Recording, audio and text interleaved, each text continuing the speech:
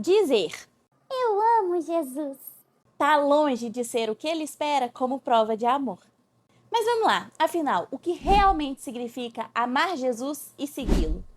Hoje vamos analisar duas falas bem antagônicas, mas que refletem um princípio em comum. De um lado, Patrícia Ramos, e do outro, Felipe Neto. Me desculpa por isso, foi necessário. A partir dessas duas declarações, que são apenas para iniciar a conversa, vamos desenvolver juntos o que verdadeiramente significa amar a Cristo. Meu nome é Thaís Rodrigues e vamos construir hoje o verdadeiro conceito de amor a Jesus. E eu sei que os vídeos que vão ser citados aqui são meio antigos, mas, gente, tentem entender. Por muito tempo eu tive muita coisa para falar sobre alguns absurdos que eu via por aí. E tava tudo aqui ainda entalado na garganta. Agora tem esse recente canal para a glória do Senhor, então quando eu tirar tudo isso do meu sistema, eu passo a abordar discussões mais atuais, combinado? That'd be great. Até lá, te convido a se sentir em casa, abandonando tudo que te deixa preocupado ou inquieto. Afinal, apenas uma coisa é realmente necessária. Seja bem-vindo mais uma vez à Boa Parte.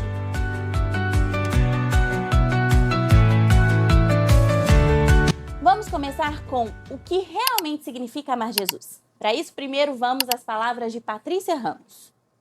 Eu gosto muito da Patrícia Ramos. Ponto positivo. Mas tem umas fotos que ela posta que, sinceramente, não acho legal para uma pessoa cristã. Amém. Ai, gente, é porque assim, a pessoa se meteu no jeito das minhas fotos, no jeito que eu me visto e na minha fé. Então, assim, tá com tempo livre pra caramba. Enquanto ele tá reclamando, chegar em casa agora de domingo, vou ter que estar ajoelhando e orar. E te segue, né, amor? Tá te estudando E te bastante, segue. né? Pra saber, E te acompanha. Ah, sabe que isso já foi uma questão muito complicada pra mim? Eu sofria muito hate do público evangélico. Nossa, eu sofria demais, demais. Eu sou. E assim, as pessoas vão pegar esse corte aqui e vão me massacrar. Não. Porque eles não aceitam. Eles acham que a religião, eles acham que Jesus é exclusivo deles só. E você não pode falar, eu amo Jesus. Você não pode. Só eles. É exclusivo deles. Tá dentro da casa deles, na estante lá. Jesus só tá em você enquanto você não posta foto de biquíni. Postou foto de biquíni. Puta, Jesus Tem tatuagem, né? Tem tatuagem também. postou foto de biquíni, fez tatuagem, usou short jeans, ouviu um pagode. Jesus pega a armadilha dele na hora e sabe. Entendeu? Na cabeça desse povo aqui, é assim que funciona. Então, Jesus só tá em você se você botar roupa longa e ir pra igreja. Ai, mas então, Marlos, Então vamos direto ao ponto. O que é amar Jesus? Em João 14:23 encontramos a resposta. Se alguém me ama, obedecerá à minha palavra. O meu Pai o amará e nós viremos a ele e faremos nele morada. Quem ama Jesus obedece tudo o que ele institui como lei. Jesus chamou de hipócritas aqueles que o honravam apenas com os lábios. Não são nossas falas que demonstram a verdade do nosso coração. São nossas atitudes. Se eu falo com meu marido todos os dias, Eu te amo, meu amor. mas sou grossa, impaciente, não cuido dele, não me esforço para agradá-lo e demonstrar carinho, não existe valor nenhum nas minhas palavras. Já dizia um grande pensador que marcou a nossa geração. Não é quem eu sou por dentro, e sim o que eu faço que me define. Desculpa, não resisti. Mas é exatamente isso. O que você tem como uma verdade moral não possui valor nenhum se ela não for externalizada. Da mesma forma, sentir que ama Jesus não possui valor para ele, nem para você, na verdade, se não produzir efeitos práticos na sua vida. E esses efeitos são gerados a partir da obediência. O fruto da verdadeira conversão é obedecer. Só que essa obediência é absoluta, não apenas naquilo que te deixa confortável. E é isso que, infelizmente, a moça do vídeo parece não entender. São incontáveis as práticas que a gente concretiza, mas que as escrituras classificam como pecado. Mas vamos pegar o caso desse vídeo que reagimos como exemplo. O que ela fala sobre short, foto de biquíni e afins. A Bíblia é clara quanto à questão da modéstia da mulher em se vestir. Em Provérbios 11:22, a Bíblia diz: como anel de ouro em focinho de porco, assim é a mulher bonita, mas indiscreta. Também o texto de 1 Timóteo 2, versículo 9 diz: da mesma forma, quero que as mulheres se vistam modestamente, com decência e discrição, não se adornando com tranças e com ouro, nem com pérolas ou com roupas caras. Apesar da exortação nesse último versículo ter um foco em como as mulheres daquela igreja estavam ostentando demais, criando a partir da sua imagem uma exibição de poder aquisitivo e riquezas, ainda assim é clara a palavra decência, que denota humildade e reverência ao Senhor, mas também postura e discernimento. Outra coisa que as escrituras são muito claras em advertir é sobre como devemos evitar ser pedra de tropeço para as pessoas. Em Lucas 17:1 diz: Jesus disse aos seus discípulos: é inevitável que aconteçam coisas que levem o povo a tropeçar, mas ai da pessoa por meio de quem elas acontecem. Nossa santidade não tem a ver apenas com a nossa comunhão com o Senhor, mas também com o nosso comportamento diante dos outros. Esse negócio de Não tá nem aí pro que pensam ou falam de mim. não cola muito pra nós não, tá? A Bíblia diz que tudo me é lícito, mas nem tudo me convém. O contexto dessa passagem é justamente ser seletivo quanto às práticas que, ainda que não me pareçam pecado, ou que realmente não sejam, possam levar um irmão ao pecado ou escandalizar o evangelho diante do mundo. É evidente que não podemos nos abalar com cada crítica que recebemos. Existem pessoas que disfarçam muito bem uma maldade destilada em conselho. Precisamos ponderá-las com sabedoria e em oração. Mas, se algo está sendo afirmado com recorrência sobre a nossa postura, principalmente quando vem de irmãos da fé, eu preciso, no mínimo, avaliar de acordo com as Escrituras. E, nesse caso, as críticas possuem fundamento. Nossa vida precisa testemunhar o amor de Cristo. Isso se aplica também à forma com que eu falo, com que eu me relaciono e com a forma com que eu me visto.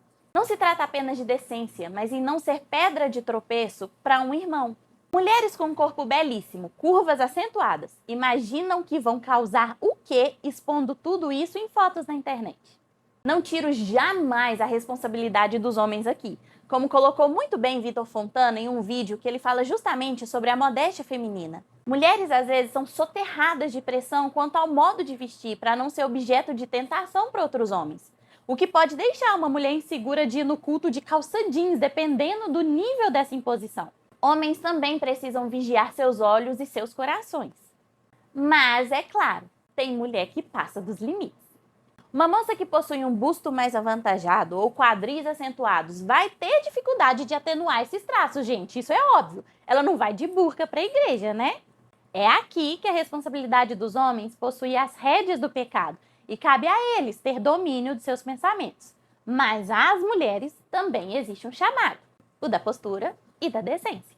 Atrair o olhar de um homem intencionalmente com um desejo pecaminoso te faz pedra de tropeço, sim, e os dois terão que prestar contas disso. Ser cristão é negar a si mesmo até para ajudar outro a não pecar. Então, mesmo que eu não ache que algo que eu faça seja errado, se isso escandaliza o meu irmão ou gera evidente tendência de levá-lo ao erro, eu preciso rever minhas escolhas. Então, ao postar uma foto de biquíni no Instagram, uma mulher cristã já está ferindo pelo menos 2 mandamentos da Bíblia de forma direta e deliberada. Infelizmente, sinto muito dizer, mas isso não é amar Jesus. Como vimos, a prova de amor que Cristo espera de nós é a obediência. Portanto, dizer que o ama e que o segue não possui valor nenhum se você ferir seus mandamentos. Seguir Jesus verdadeiramente é obedecer tudo o que ele ordenou. Ah, Thaís, entendi. Então é só eu obedecer os 4 evangelhos e tá tudo certo, sim? Não, não mesmo. Vimos até aqui o que significa amar Jesus, obedecê-lo. E agora vamos concluir entendendo o que significa obedecê-lo.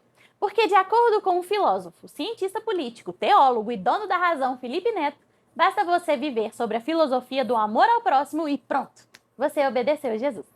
A gente não pode mais ter espaço pra isso aí de ser aceito na sociedade, né? Que essa mulher evolua, cresça, entenda o que Jesus realmente veio na Terra pra falar, que ela se lembre que Jesus não gastou uma gota de saliva pra falar sobre gays, diga-se de passagem, uma gota de saliva. Jesus falou sobre tudo, mano. Jesus falou sobre um monte de pecados, ele curou doenças, ele falou sobre a prostituta, ele falou sobre o ladrão, ele falou sobre assassino, ele falou sobre o divórcio, ele falou sobre uma carambada de coisa. Quando o assunto foi gay, não tem nada, ele não perdeu o tempo dele, nem tocou, mas nem roçou no assunto. Então por que não segue Jesus, mano? Segue Jesus. Jesus era um cara muito maneiro, velho. Muito sinistro. Jesus foi o maior pensador que já existiu. A filosofia que ele deixou pra gente de mão beijada ali é uma das coisas mais lindas, espetaculares. Você não precisa ser cristão, você não precisa acreditar na divindade de Jesus pra entender o que ele tá falando ali, o quanto ele era genial. Por que tu não segue o que ele fala, brother? Pô, eu não sou cristão e sigo, velho. Eu não sou uma pessoa que segue os fundamentos religiosos do cristianismo e eu sigo, tento ao máximo seguir o que Jesus fala. E vários dos cristãos não olham o que Jesus fala e falam, não, pera aí, Jesus, pera aí que tem um outro pedaço aqui em Levítico, que é muito mais importante que isso aí que você tá falando, Jesus. Fica quieto aí. E segue Levítico, pô, vai pro inferno, mano. Pelo amor de Deus. Segue Jesus, mano. Tu não é cristão, segue o que Jesus fala.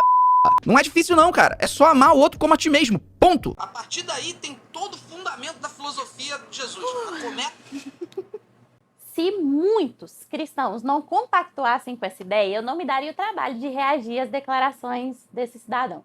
Mas o problema é que se tornou relativamente comum a chamada seletividade bíblica. Para muitos dentro das nossas igrejas hoje, Jesus é amor e tudo o que ele espera é que amemos ao próximo também. Mas infelizmente essas pessoas esquecem de uma coisa muito importante. Jesus é Deus. Em João capítulo 8, versículo 58, Jesus disse que antes de Abraão nascer, eu sou. Em João capítulo 10, versículo 30, o Cristo diz que ele e o Pai são um. Tudo o que Deus disse, inclusive no Antigo Testamento, possui a autoria e chancela de Cristo. Também em João capítulo 1, verso 2, a Bíblia diz que Jesus estava com Deus no princípio e permanece com ele. Agora, Mateus capítulo 5, versículo 17 e 18, não poderia ser mais claro. Não pensem que vim abolir a lei ou os profetas. Não vim abolir, mas cumprir. Digo a verdade. Enquanto existirem céus e terra, de forma alguma desaparecerá da lei a menor letra ou menor traço, até que tudo se cumpra. E um outro texto que eu particularmente acho lindíssimo é em Lucas 24, 27, que diz: E começando por Moisés e todos os profetas, explicou-lhes o que constava a respeito dele em toda a Escritura. Em toda a Escritura. Em cada livro da Bíblia, Jesus se faz presente. Jesus não é apenas autor do Antigo Testamento. Ele é aquele que vem para cumpri-lo em nosso lugar. Jesus teve que morrer para que tudo que estava na lei de Moisés fosse obedecido. Se o Antigo Testamento fosse algo tão ultrapassado assim, se o Antigo Testamento é tão contrário à essência de Cristo, por que ele viria à Terra para sofrer em nome do cumprimento desse mesmo conjunto de escritos? Não faz sentido nenhum! Jesus fala no Antigo Testamento e continua a se pronunciar por meio de seus apóstolos, que foram escolhidos para desenvolver seus ensinos e constituir sua igreja. Como a gente fez com a declaração da Patrícia Ramos, vamos usar mais uma vez o tema do corte como exemplo para o nosso argumento central, o homossexualismo. Felipe Neto diz que Jesus não perdeu uma gota de saliva para falar sobre o pecado da homossexualidade. Mas falou. E falou justamente em Levítico, e em 1 Coríntios, e em Romanos.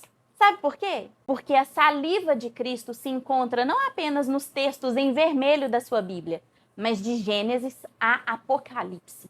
Jesus fala, se manifesta, se revela ao longo de toda a Escritura.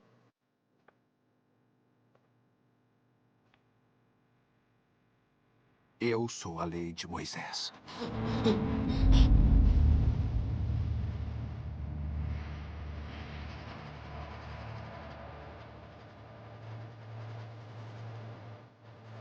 É impressionante. Todo mundo quer o Jesus do não julgueis para não ser julgado. Mas ninguém quer o Jesus que julga pecados e nos adverte a permanecer em santidade, sem pecado. Todo mundo quer o Jesus do ame ao seu próximo. Mas ninguém quer o Jesus do ame o que também não é tão próximo assim. O Jesus do ame seus inimigos e ore por aqueles que te perseguem. Todo mundo quer o Jesus que Deus enviou a nós por nos amar demais. Mas ninguém quer o Jesus que Deus vai mandar uma segunda vez para trazer juízo sobre a terra. Seletividade. Você não precisa ser cristão, você não precisa acreditar na divindade de Jesus pra entender o que ele tá falando ali, o quanto ele era genial. Por que tu não segue o que ele fala, brother? Pô, eu não sou cristão e sigo, velho. Você não precisa ser cristão, você não precisa acreditar na divindade de Jesus. Primeiro, que se alguém segue o que Cristo disse sem crer que ele é Deus, a admiração dessa pessoa está em uma figura criada de um homem mentiroso. Porque Jesus disse que é Deus e que ele é o único caminho para Deus e que é através dele e apenas dele que há salvação. Aí como que você admira alguém que se declara ser algo que você nem acredita que existe? Gênio! Gênio!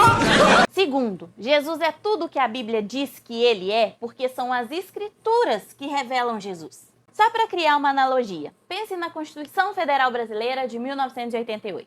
Nenhuma lei pode contradizê-la, e é dela que se extrai todos os princípios para se legislar no nosso país. Na Constituição está concentrado o conceito da democracia, que rege as relações jurídicas e legislativas do Brasil. Vamos nos manter no campo teórico da coisa, tá? Senão não vai fazer sentido nenhum o ponto onde eu quero chegar. Qualquer lei que for redigida precisa se basear no cerne dos princípios da Grande Carta Magna, que possui o monopólio do fundamento da democracia do nosso país. Nem mesmo tratados internacionais, em sua maioria, possuem o peso do que a Constituição Federal diz. Da mesma forma, a Bíblia é a concentração de tudo aquilo sobre Jesus que Deus decidiu nos revelar. Não existe como legislar sobre quem Jesus é a partir de conceitos fora das Escrituras, porque são as Escrituras que detêm a revelação da figura de Cristo, e é somente ela que opina sobre Jesus. Esse hábito de admirar Jesus, ou de se simpatizar com a sua causa, admirar quem ele foi, suas lindas palavras e filosofias, sem colocar o pezinho no "pegue tua cruz e siga-me", nada mais é do que fruto do sincretismo religioso. E aquele discurso super espiritualizado que diz que todos os caminhos levam a Deus. E tá na moda, né? Simpatizar-se com toda religião dá hoje em dia pro povo uma imagem de ser elevado espiritualmente, não dá? Eu sou uma fã de religiões. Eu sou fã de todas as religiões. Eu acho que todas têm a sua mensagem, no final, na minha cabeça, todas são uma coisa só, te levam pro mesmo caminho se você segue pelas razões corretas, né? Religiões são caminho para arrivar a Deus. Mas isso não vai ser o suficiente. Para nós, para aqueles que não só admiram o homem que Jesus foi, mas reverenciam o Deus que ele realmente é, Jesus não é um dos caminhos. Ele é o único caminho.